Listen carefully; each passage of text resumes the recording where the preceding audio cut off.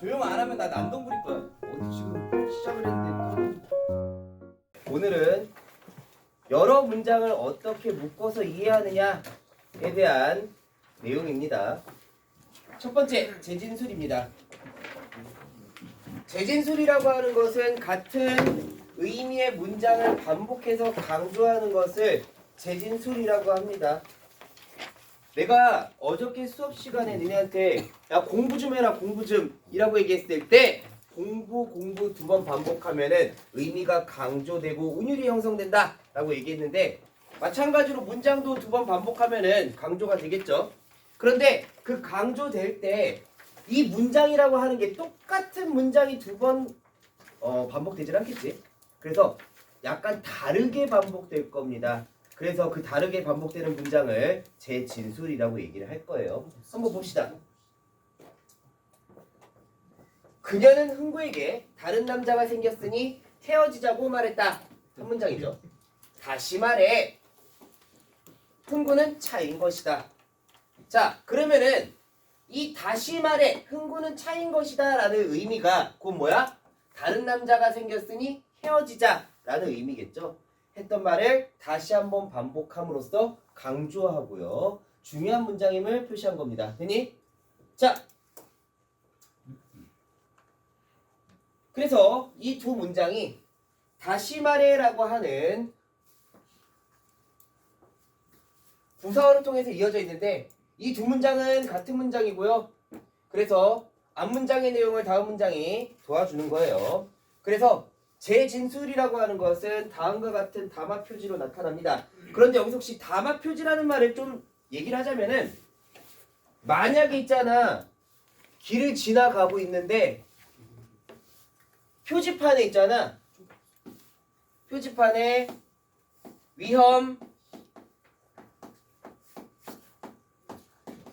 공사 중 이라고 이렇게 적혀 있어요.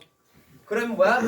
앞에 공사 중이니까는 뭔가 위험하다라는 것을 미리 알려주죠. 담화 표지라고 하는 것은 뭐냐면 어떠한 글을 통해서 다음에 어떠한 글의 내용이 전개될 거예요 라고 미리 표지해 주는 거예요. 오케이? 그래서 이 단어를 통해서 우리가 어떤 문장이 이어질 것인지를 우리는 예측하고 추측하고 거기에 대해서 자기가 생각을 해야 돼요. 그래야 능동적인 글을 읽기가 되고 집중력이 높아집니다. 자, 그래서 재진술은 다음과 같은 담화 표지로 나타납니다. 즉, 또는 다시 말해서 이러한 담화 표지를 통해서 저 말이 나오면은 그 다음에 재진술이 있겠구나. 오케이? 다음 두 번째, 뭐뭐 하다는 것이다. 이런 말이 나와도 재진술이라고 보면 됩니다. 한번 봅시다.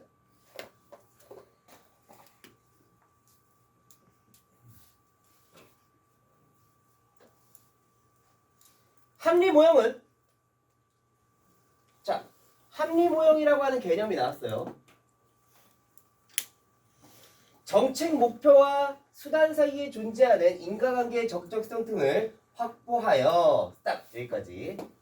이거는 뭐야? 우리 저번에 수업 시간에 계속 했던 거예요. 여기는 뭐야? 수식된 부분이죠. 의미 파악할 때 먼저 서술어부를 이해하면서 나머지 부분을 뒤에 연결해서 이어주는 게 조금 더 이해가 좋아져요. 이렇게 해서 해야 재구조화가 되죠. 어쨌든 간에 합리 모형이라고 하는 것은 딜레마 상황에서 최적의 대안을 선택할 수 있다라고 설명한다. 어떻게 해서? 정책 목표와 수단 사이의 인과관계의 적절성 등을 확보해서. 다음, 충분한 시간, 예산, 정보 등이 의사결정자에게 주어지면, 자, 여기는 조건이죠. 우리는 서술어부를 중점적으로 이해하는 거예요. 그래서 모든 가능한 대안을 검토할 수 있으므로 합리적으로 결정할 수 있다는 것이다. 됐니? 여기서 우리가 재진술이라고 하는 것을 무엇을 통해서 확인할 수 있다? 예를 통해서 확인할 수 있죠. 있다는 것이다. 됐니? 그러면은 이 두 개의 문장, 앞에 있는 문장과 뒤에 있는 문장이 재진술됐다라는 거 알 수 있어요. 한번 봅시다.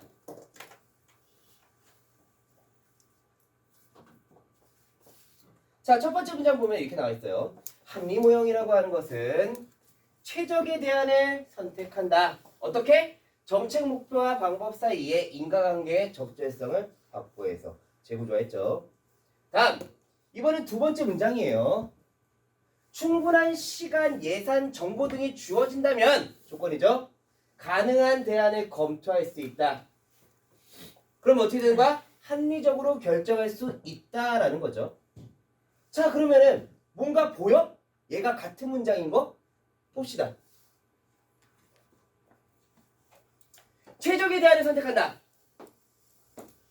대안을 합리적으로 결정한다. 이거 같은 의미예요. 같은 의미.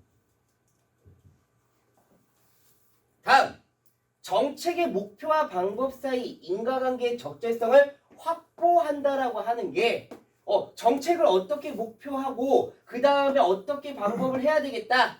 이 인과관계가 적절하냐 적절하지 않느냐 이런 것을 어떻게 하느냐. 충분한 시간, 예산, 정보가 주어진다면은 가능한 대안을 검토할 수 있다. 같은 의미예요. 그래서 첫 번째 문장 같은 경우에는 최적의 대안이라고 하는 것은 그건 뭐야? 합리적으로 선택한다라는 의미고, 다음 이 정책 목표와 방법 사이 인과관계 적절성이라고 하는 것은 여기에 충분한 시간, 예산, 정보가 주어지면은 가능한 대안을 검토할 수 있다라고 함으로써 얻는 거야. 같은 의미입니다. 따라서 맨 마지막에 재진술에 한다는 것이다 라는 표지만 이해한다면은 우리는 위의 문장과 밑의 문장이 같은 문장이란 거 알 수 있습니다. 그래서 정보의 양을 반으로 줄일 수 있어요. 그러면 우리가 이 두 개의 문장 중에서 어떠한 문장을 중요하게 봐야 되느냐? 일반적으로 내가 먼저 어떠한 개념에 대해서 설명을 했어. 그런데 애들이 좀 이해를 못할 수도 있겠지? 그러면 다시 말해서 얘기를 해줘야지 풀어쓰는 게 뒤에로 올 가능성이 조금 더 높아요. 그래서 이 두 개가 동일한 재진술이지만은 뒤에 문장을 조금 중심적으로 우리가 이해하시길 바랍니다. 자, 그래서 또 이러한 방식으로 제시할 때 있잖아. 선택지에서 이런 거 되게 많이 나와요. 만약에 선택지에서 이렇게 나온 거죠.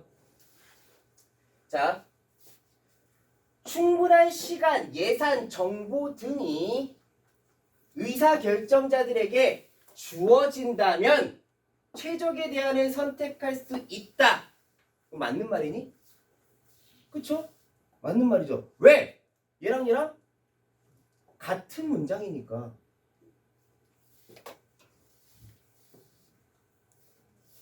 또는 반대로 정책 목표와 수단 사이에 존재하는 인과관계의 적절성 등을 확보하면은 딜레마 상황에서 합리적으로 결정할 수 있다.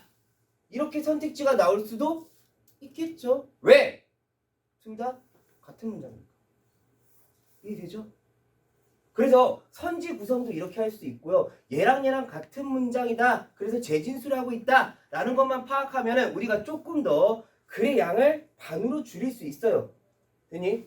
구독해 주세요. 구독해 주세요. 구독해 주세요. 구독해 주세요. 구독해 주세요. 구독해 주세요. 구독해 주세요.